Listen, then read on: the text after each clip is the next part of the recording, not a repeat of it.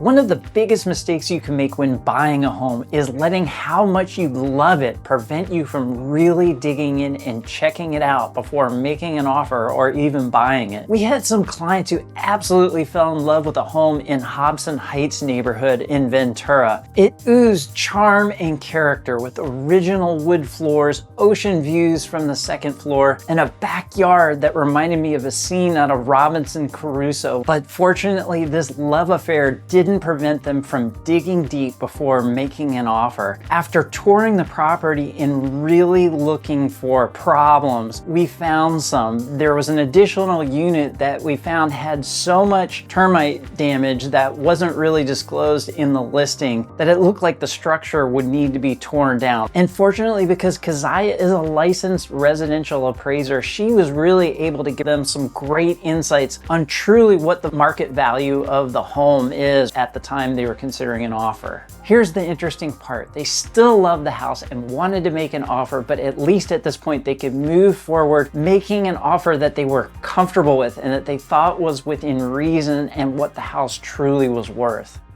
Another potential mistake that comes along is becoming so in love with the house, but perhaps the lifestyle doesn't fit perfectly. For example, we had some clients who bought a home in Calabasas with a different agent and they loved the house, but after moving in, they realized the lifestyle didn't match. They loved the beach and the ocean. It was harder than they thought it would be to get to the beach. Sometimes those roads were closed with the access and it took them longer than what they thought. Also, they noticed in Calabasas that a lot of parks were in gated communities, so they wouldn't have access to them. The temperature and the heat there was excessive for them. They couldn't be outside in the summertime. They're real outdoors people, so that didn't work either. Essentially, they really didn't feel like gated community type of people. They just didn't feel like it was a fit. So that's why they contacted us. They were interested in Ventura. We were able to find a home they were excited about, but this time we could give them lots of information on what is the lifestyle. It worked out great. We've heard from them again and again how much they love the lifestyle in Ventura that surrounds their house, all the opportunities for outdoor activities and the other aspects that they love about Ventura as well. Just because a lender says you can spend X amount doesn't necessarily mean that's what you should spend. For example, we have clients currently that are approved for $100,000 more than what they're planning to spend. They're smart and factoring in all the other costs besides the home, like the HOA, insurance, property taxes, and maintenance.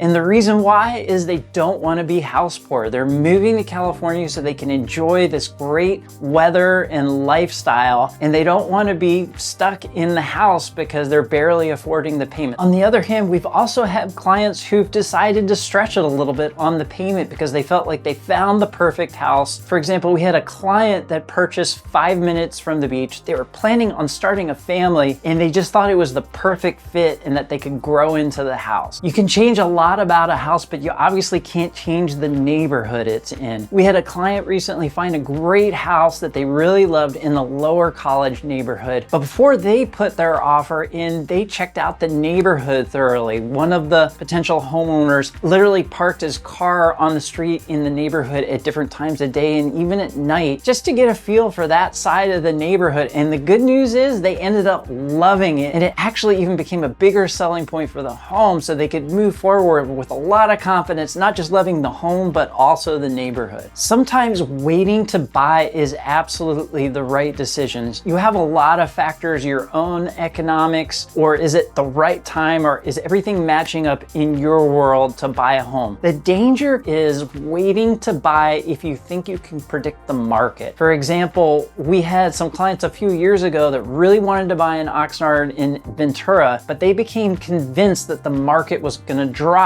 So they waited a couple years and then the market didn't drop, and now they were getting less house for the same amount of money. Just like the stock market, predicting the outcome of the real estate market can be really tough to predict. Hopefully these real world scenarios from some of our past clients are helpful to you. If you're weighing these types of things right now and would like some help, please give us a call or text us. We'd love to help. And before you sign a California buyer's agreement, check out this next video. If you like these videos, hit that notification bell and you'll get notified when we come out with our next one.